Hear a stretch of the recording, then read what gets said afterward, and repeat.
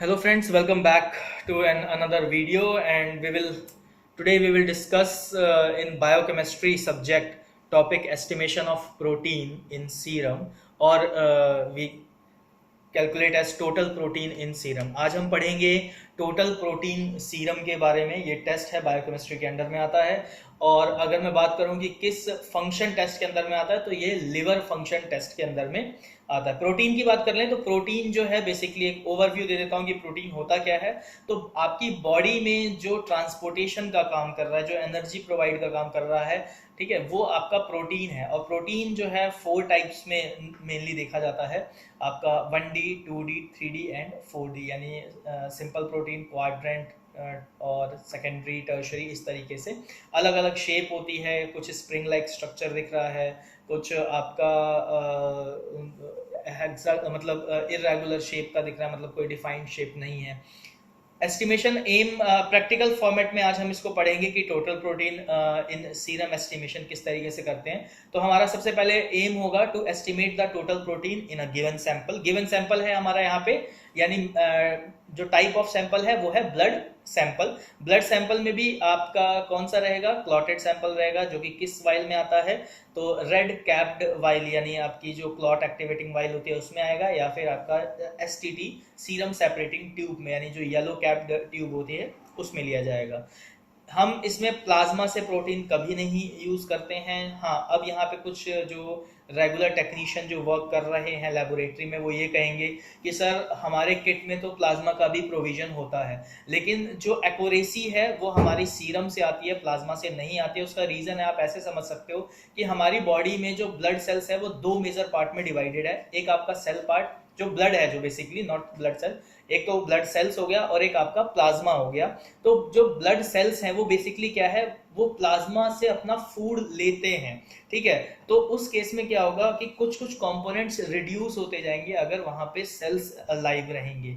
इसीलिए जो sample testing होती है प्रोटीन की, वो मेजरली सीरम से की जाती है। अब आ जाते हैं मेथड में बात करते हैं। तो मेथड में आपका ब्यूरेट मेथड यहाँ पे यूज किया जा रहा है। आपको मैं दोनों मेथड बताऊंगा, पिपेटिंग का किस तरीके से आप जो आपका एनालाइजर होता है बायोकेमिस्ट्री का, चाहे वो मतलब सेमी ऑटो एनालाइजर हो या फुल्ली हो, वो कैसे वर्क करेगा यहाँ पे आप समझेंगे। प्रिंसिपल की बात करें तो एक ओवरव्यू प्रिंसिपल बता दे रहा हूँ। जब आपका रिएजेंट और सैंपल एक फिक्स्ड रेशियो में पिपेटिंग की जाती है, जिसका रेशियो, जो अगर मैं बात करूं रेशियो की, तो जहां पे 5 ml आपका रिएजेंट है और 0.1 ml आपका यहाँ पे जो है वो सैंपल हो गया, यानी सीरम हो गया। ये जब दोनों आपस में मिक्स होंगे और इसको जो ऑब्जर्वेशन है, यानी ऑप्टिकल डेंसिटी, इसको जब रे से पास किया जाएगा, कितनी ऑप्टिकल डेंसिटी है? तो 550 जो नैनोमीटर की ऑप्टिकल डेंसिटी है, जिसे हम येलो ग्रीन फिल्टर के नाम से भी जानते हैं। इस वेवलेंथ को, जो वेवलेंथ मैंने बताई, that is 550 is a wavelength. तो जब इस वेवलेंथ से आप इस सैंपल के बीच में से ये वेवलेंथ पास होती है, तो जो वैल्यू वो डिडक्ट करेगा, that is your protein value. तो ये अगर प्रिंसिपल क्या बोलता है, तो प्रिंसिपल इसका ये कह रहा है, at presence of alkaline method total protein react with the conjugate reagent forms a violet और पर्पल कलर। यानी जब आपका सीरम और रिएजेंट आपस में मिक्स होंगे तो एक वो वॉयलेट पर्पल कलर कॉम्प्लेक्स बनाएंगे। और वो वॉयलेट कलर कॉम्प्लेक्स जब ऑप्टिकल डेंसिटी 550 नैनोमीटर, यानी येलो ग्रीन फिल्टर से पास होगा, तो जो रीडिंग ऑब्जर्व करेगा, वो आपका टोटल प्रोटीन का जो आपका ऑर्डर ऑफ टेस्ट है वो आएगा। फिर उसके बाद फॉर्मूला है, मैनुअल तरीके में होता है फॉर्मूला, ऑटोमेटेड में वो मशीन अपने आप ही फॉर्मूला रीड करती है।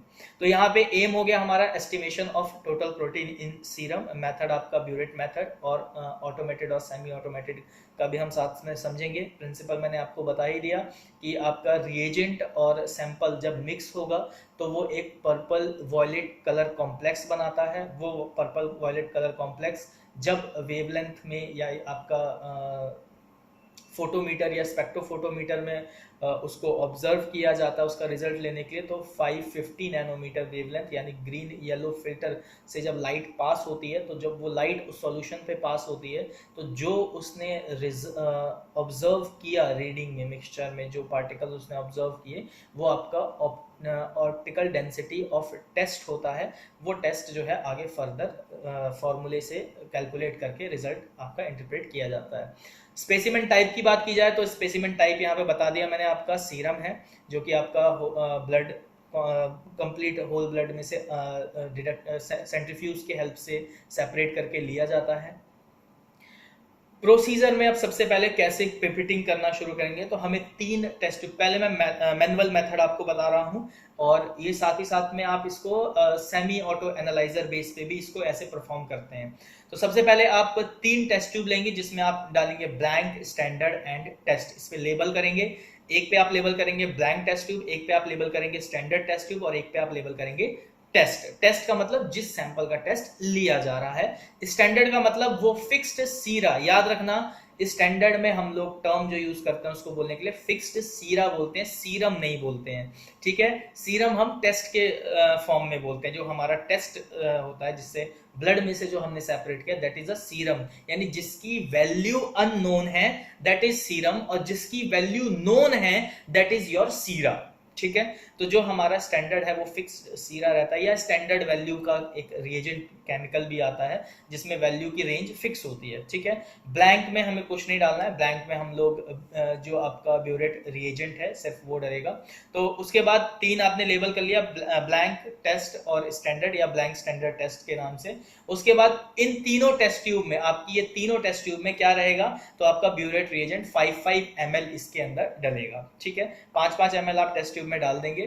अब ये जो पिपेटिंग है 5 ml या 0.1 ml, देखो ये वेरी कर सकता है आपका लिटरेचर ऑफ किट के हिसाब से, मतलब कौन सी आप किट यूज कर रहे हैं। कई लोग अरबा की किट यूज करते हैं, कई लोग कोई और कंपनी की यूज कर रहे होंगे, कोई कुछ कंपनी की यूज कर रहा होगा। तो वो पिपेटिंग जो है वो लिटरेचर के ऊपर डिपेंड रहती है, लेकिन रेशियो हमेशा फिक्स रहता है। जैसे यहाँ 5 ml का रिएजेंट है और 0.1 ml का आपका सैंपल टेस्टिंग है, तो रिएजेंट हमने 5 ml हर ट्यूब में डाल दिया।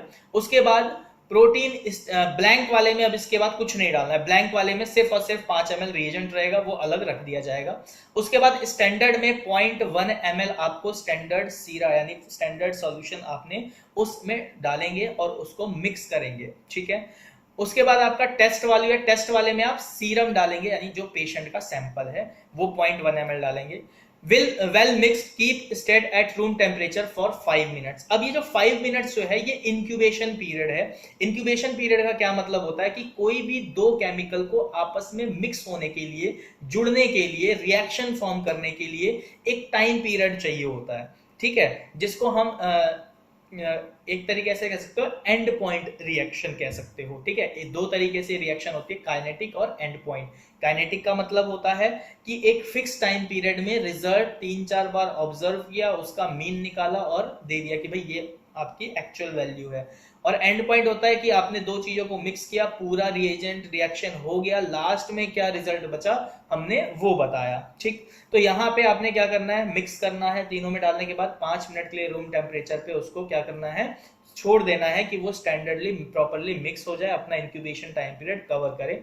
उसके बाद आपको अपना अगर आप कलरीमीटर से कर रहे हो तो कलरीमीटर में आपको फिल्टर सेट करना है 550, स्पेक्ट्रोफोटोमीटर से कर रहे हो तो आप अपना वेवलेंथ सेट करोगे उसमें, और अगर आपका ऑटो एनालाइजर है तो उसमें जो प्रोग्राम फीड होगा टोटल प्रोटीन का आप उस पर क्लिक करोगे, ठीक है।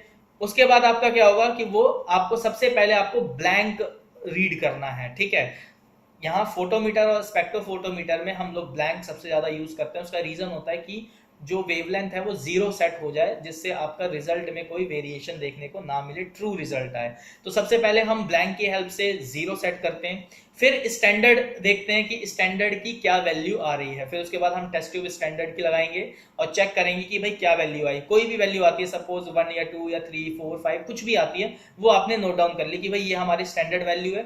और जो गिवन लिटरेचर चार्ट होगा स्टैंडर्ड का, एक गिवन लिटरेचर चार्ट होता है जिसमें रेंज दी होती है कि 2 से 3 होनी चाहिए, कि 1 से 2 होनी चाहिए, कि 5 से 7 होनी चाहिए, कि 10 से 12 होनी चाहिए। वो डिपेंड करता है कि आप कौन सी कंपनी का लिटरेचर मतलब रिएजेंट यूज कर रहे हो, उसका स्टैंडर्ड वैल्यू वो लोग दे के रखते हैं पहले ही।